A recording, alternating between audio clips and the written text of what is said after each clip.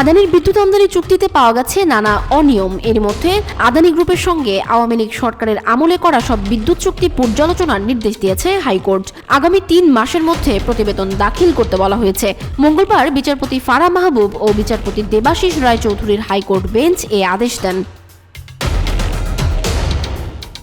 ভারতীয় কোম্পানির বিদ্যুৎ চাঁপাইনবাবগঞ্জের রহনপুরের যে রুট দিয়ে বাংলাদেশে প্রবেশ করছে তা কোনো শুল্ক স্টেশনই নয় বলে জানিয়েছে শুল্ক, গোয়েন্দা ও তদন্ত অধিদপ্তর। এছাড়া করমুক্ত আমদানি নীতি, কয়লার বাড়তি দর, বিলম্বে বিল পরিশোধে অতিরিক্ত সুদ আরোপের জটিলতা সহ নানান অনিয়ম বের হয়ে আসছে।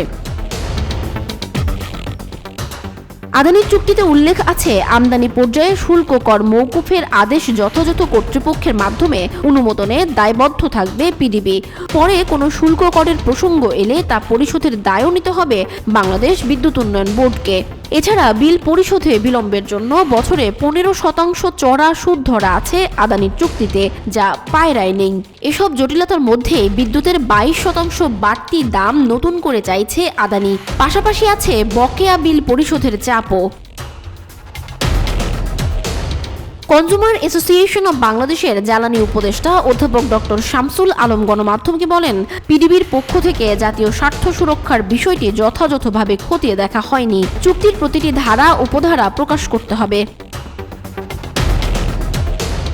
জানা গেছে, 2017 সালের নভেম্বরে আদানি পাওয়ার লিমিটেডের ঝাড়খণ্ড পাওয়ার প্ল্যান্টের সঙ্গে 25 বছরের জন্য 1600 মেগাওয়াট বিদ্যুৎ কেনার চুক্তি করে বাংলাদেশ বিদ্যুৎ উন্নয়ন বোর্ড।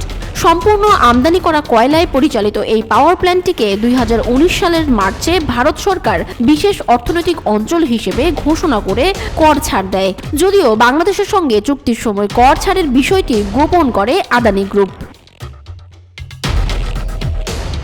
এছাড়া পায়রা, রামপাল ও চট্টগ্রামের বাঁশখালীর বিদ্যুৎ কেন্দ্রে ব্যবহার করা কয়লার দাম টন প্রতি $75 ও $80 হলেও আদানি টন প্রতি নিয়েছে $96 দরে।